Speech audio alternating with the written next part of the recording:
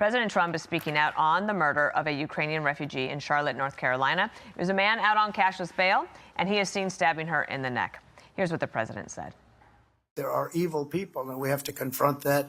I just give my love and hope to the family of the young woman who was stabbed this morning or last night in Charlotte by a madman, a lunatic. Just got up and started. It's right on the tape. Not really watchable because it's so horrible, but just viciously stabbed. She's just sitting there. So they're evil people. We have to be able to handle that. If we don't handle that, we don't have a country. So in this case, that suspect had more than a dozen prior arrests. He also served a 5-year jail stint for armed robbery. All this raising the obvious questions. Why was he roaming the streets? Why was he on that train to begin with? And Alexandria Hoff is at the White House. Good morning, Alex.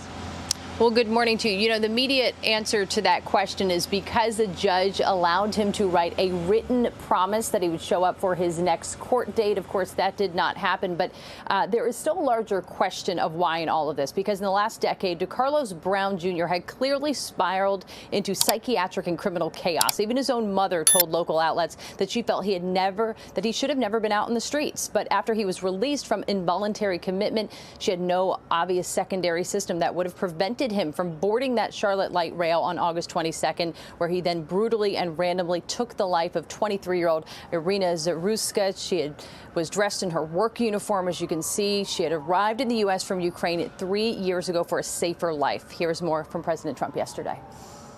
We're going to get to the end of it. And, you know, when you have horrible killings, you have to take horrible actions. Well, Brown's criminal history was lengthy and disordered. His earliest offenses were dismissed. There was probation that had been violated, a jail sentence cut short by 6 months. In January, another arrest. He was then released on the same day. On July 28th, the judge requested a mental capacity evaluation to proceed with those January charges. Now, despite the story not picking up in the mainstream immediately, FBI Director Kash Patel writes the FBI has been investigating the Charlotte train murder from day one. And Transportation Secretary Sean Duffy says his agencies also launched investigation. I can't pull money today from their transit system. I actually have to do an investigation. That's what the law requires. We start that investigation tomorrow, and I guarantee all your viewers that if I find what I think I'm going to find, they are not going to have your federal tax dollars going to their public transportation system. Zero, none, nada. Now, the mother of Brown, he told WSOC, a local station, that her son had been diagnosed with schizophrenia, and really she had no recourse for when his behavior became aggressive. There was nowhere for him to go, guys. All right, Alex, thank you. So the city of Charlotte, incidentally, holds its mayoral primary today. Now, the incumbent mayor is Vi Lyle. She issued a statement announcing more security on the light rail trains, and she also called out the courts for releasing the suspect after repeated arrests. However, that's a sharp turn from her previous statement, which blamed the stabbing on a mental health crisis. She did not mention anything about criminal history in her initial response. So now the city's Fraternal Order of Police gave this blistering response. Here's their statement. We've been complaining about this and calling for action. It's been met with crickets. We are glad the media is not letting this story go. If it's uncomfortable to read, good. It's supposed to be uncomfortable. This poor young girl was killed because of failures in a system designed to protect her, end quote. Now, the mayor, Lyles, faces 4 primary challengers in that vote today in Charlotte. And some on the city council calling out the systematic failures that enabled this crime. And here's council member Edwin Peacock earlier. We have a court system that's overwhelmed. We have a North Carolina system that is deinstitutionalized individuals that really should have hospitalization and permanent around-the-clock care. I hope this wakes up a conversation not just around the mental health topic, which has certainly been talked about a lot, but we have to actually follow that with actions. And as sad as this tragedy is, I hope that it will shine a bright light on it.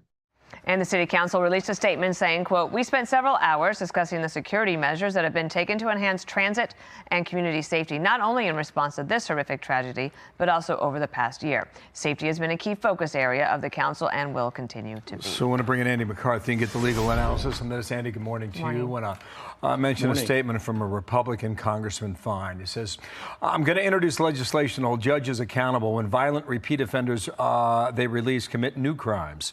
It's easy easy to release criminals when you're protected by an armed bailiff at all times. The rest of us aren't so lucky. Those 12 judges that released DeCarlos Brown Jr.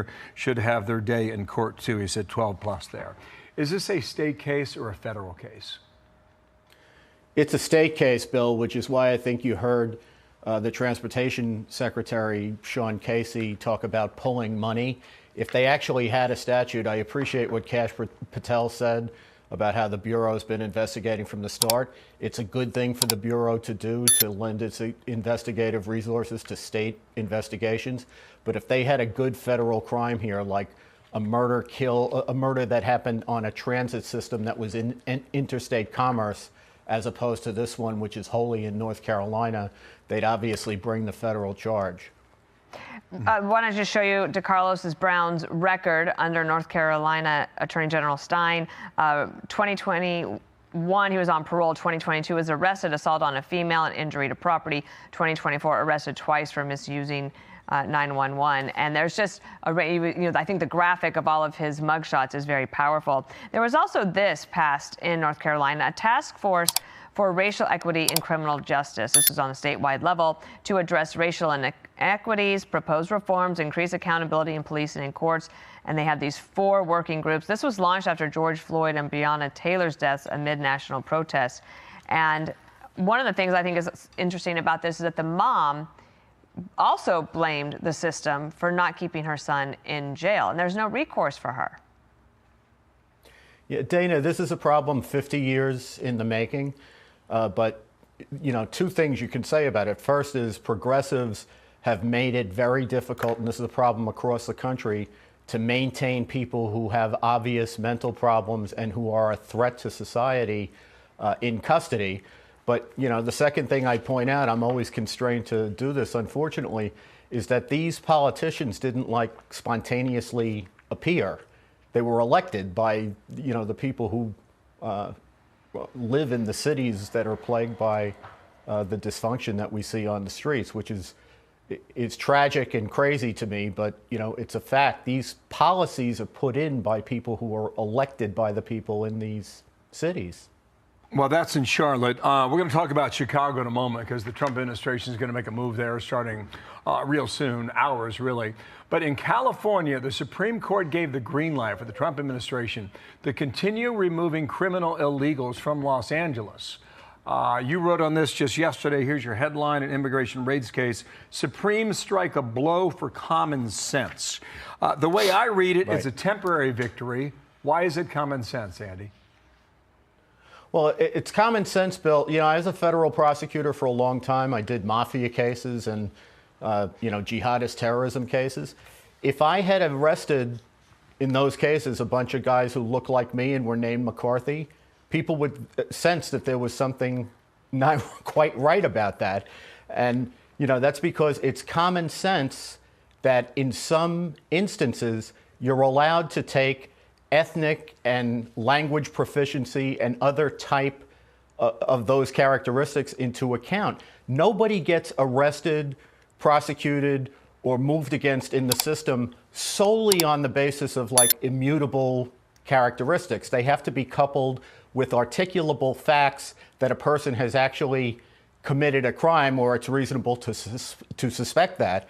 But that's all the Supreme Court said yesterday. You're allowed to take these things into account to develop the totality of the circumstances to suspect someone. All right, Andy, we'll continue to focus on. Yeah, it does make sense. What's interesting is how many different cases are up in the air right now, and trying to get these things to land so that President Trump can move forward, or if the answer from the court is a no, readjust, because in the meantime we have people who are afraid to get on the subway system or the light rail, wherever they are. And it's not just New York, and it's not just Charlotte. Talking Denver, we have Chicago, LA, of course, San Francisco. We could go on. Thanks, Andy. Thank you.